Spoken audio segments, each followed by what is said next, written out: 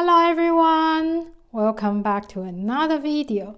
Today I'm gonna reveal all the tools and the many palettes I use for my watercolor flowers. Wanna know what kind of colors I use for my flowers? Please stay tuned. So yeah, this is actually current stuff I'm sort of using. But then before that, I'm actually gonna show you one of the first few ones I use. This is actually one of the first. This is White Nights. And the reason I like it because it's full pen, because I quite enjoy kind of using a bigger brush to pen loosely. So I really don't like the a little half pen thing. So I really prefer the big ones. So this one, that's why mainly the reason why I got it. And I finished that one. So that one is currently not available. But yeah, I just want to show you. And the next set I got is actually this Japanese brand. And it comes with either 36 or 48 colors. And I figure, why not? Why don't I just get a big one? And I have to say, I think this is great for a beginner.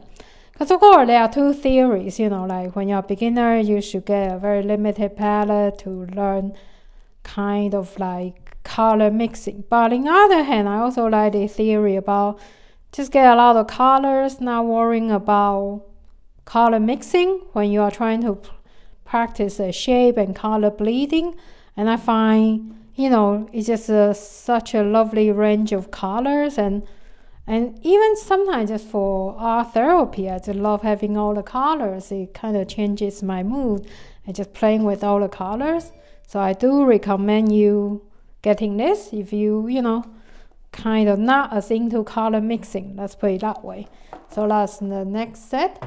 And also I got this kind of like a travel set. It's Winsor Newton Professional set. And I have to say, this is really nice, especially if you want to kind of paint when you are outside. As much as I don't like this half pen set, so you can see I actually got a full size one. And I complement with a bit of lavender color and things like that. But overall, I think, I don't use this when I'm at home mostly. But when I go outside and paint, I do take this with me. I thought, yeah, it works really quite well. And then another is my own kind of tailor-made one.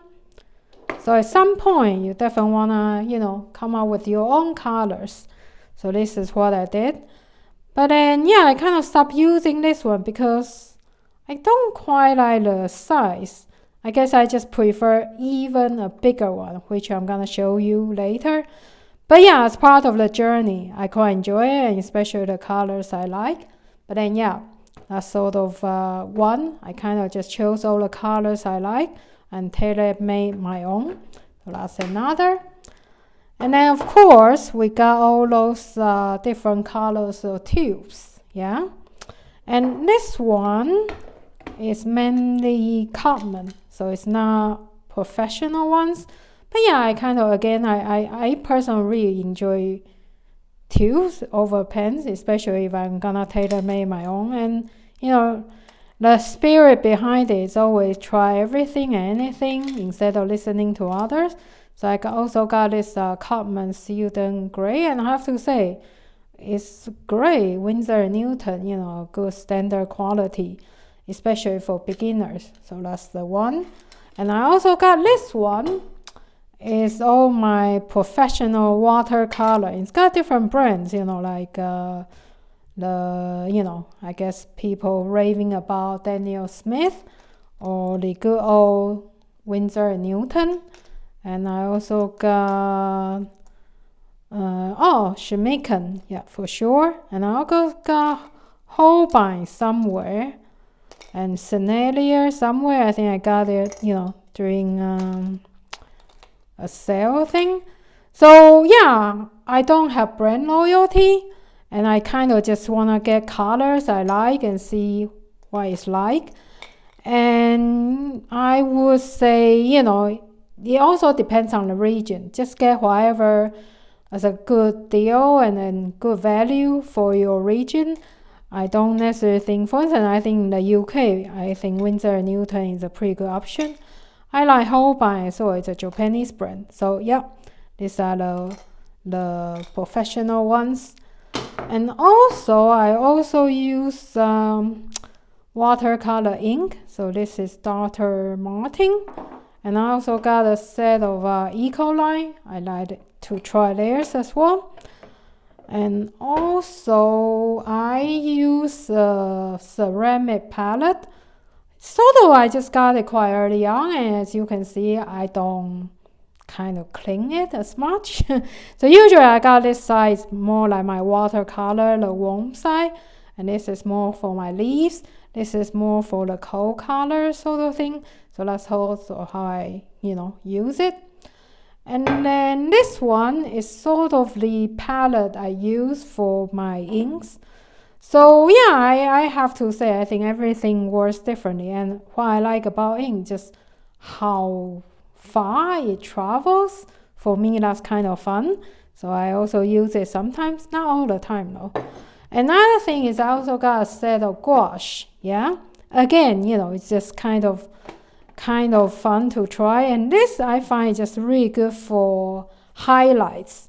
Probably to begin with, I always use watercolor ink more if I want it to spread further.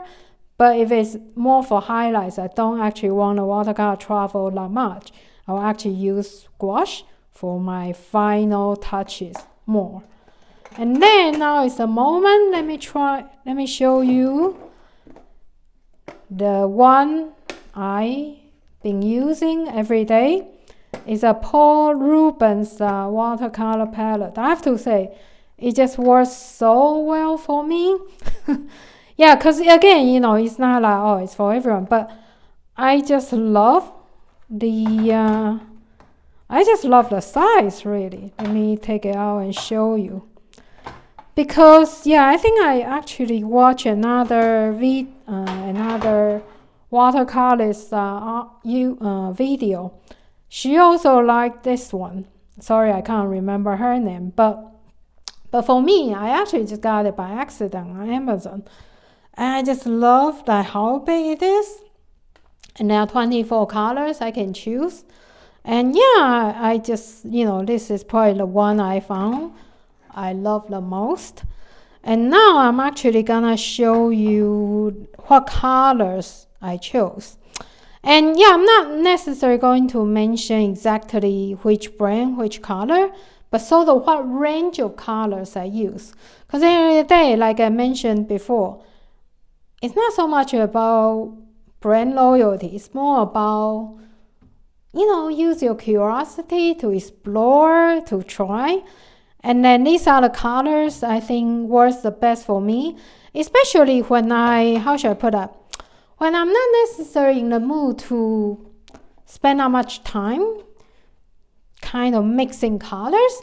So these are kind of a good foundation for me to go. But then some colors I especially use it to mix with other colors, whether to make it a bit more opaque or darken it a bit or make it a bit moody. But then, a lot of colors, I just use it straight, yeah? So once I finish one, I'll probably just replace it with a similar color, not necessarily the same one. Okay, so now let me swatch my colors. I'm just gonna leave it here so you can see.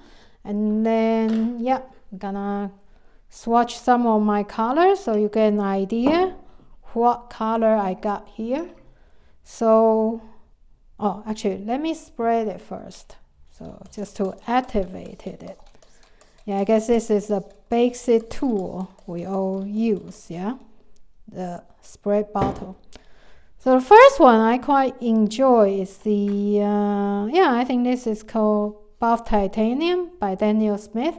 I find anytime I want to make the color a bit more opaque, that's what I go. And this one is probably close to like a gold color.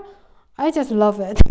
I just love this color. If anytime I want to make it a bit more, kind of, I guess just a bit more golden. And this is orange. And this one, I believe, is scarlet. So in a way, it's between, you know, like between a red and an orange. Then here you have Scarlet, and I find it's very useful for doing flowers. And this one I believe is Venetian red.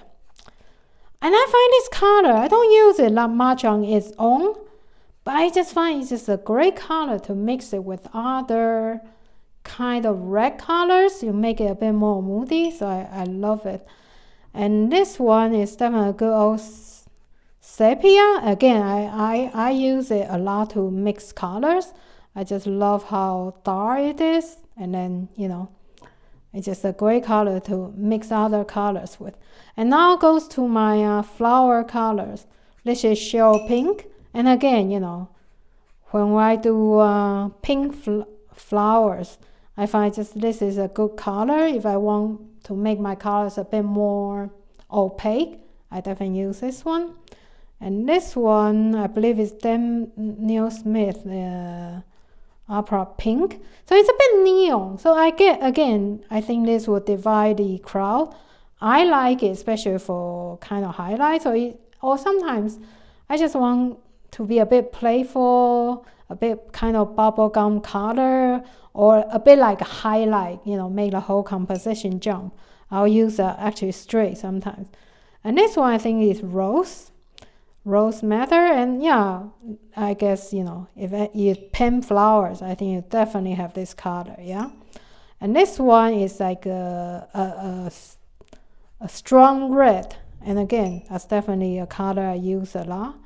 And this one I believe is brown madder. So it's a bit like between red, and you add a bit of brown to it. And I love this color. It's just so moody and everything. So I love it. And now we have magenta. And I also find this just such a beautiful color to do flowers. And now here comes to, I think this is probably cobalt violet. So yeah, what I do is, so now, you know, of course, magenta is somewhere between, a mix between pink and purple. So I have this one, and now it comes to with more purple, yeah, so a bit cooler sort of color. And now we have another even cooler. So these two colors really, really similar, but I still have it because I just use them a lot. So, you know, you probably don't need it, but I use it a lot myself, you know, that's why I keep it. So this one I think is a darker violet color. Again, you know, I find it very useful for my painting. So I definitely have this one. And now let me show you my greens. So this one is more like an olive green. And I finished my olive green, so I think I've got this like a Jamaican earth green. But to me, yeah, I'll definitely use it a bit like an olive green. And this is a good old standard sap green, yeah. So like, just love that color. And this one, I always have a much, much, much darker green on my palette. I just love how moody it is. And of course, it's so easy to, you know, kind of mix your own green, but you don't always have to. And then here comes a green that's just, you know, mixed with a bit of blue. Again, this is a color you can mix it yourself, but or you can just, you know, keep it in your own palette. And now comes to one of my favorite colors, is a teal blue. I just love it, you know, it's just a lighter color. To me, it's a bit like a sky blue. And then I always like this color, which is lavender. This is a Holbein, I believe. So again, this is like a bit of like opaque color. I find it so useful, especially for you to, how should I put it? If you want to make it a bit more opaque palette, you can. Yeah, so that's the one. And I think this one is Holbein's Composed Blue. I think also a bit more opaque, and then a bit like a cooler blue. And this one, I believe this is Persian blue. Yeah, just a darker one. That's it. And then the last color on my palette is Daniel Smith Lunar Blue. But again, you know, like before, this way I actually have, what is it? Oh yeah, I actually have Paynes Gray. So it's just a dark color will do. So you can see it is mainly my colors, yeah. So this is more for my flowers, warm colors, but if I want a blue flowers, I'll come here, and these are my blues. So, and then you can see a few colors, just good missing colors, I use them. And yeah, so this is really just, you know, want to share the palette I tailor-made for me to paint flowers, in case, you know, you've always been curious.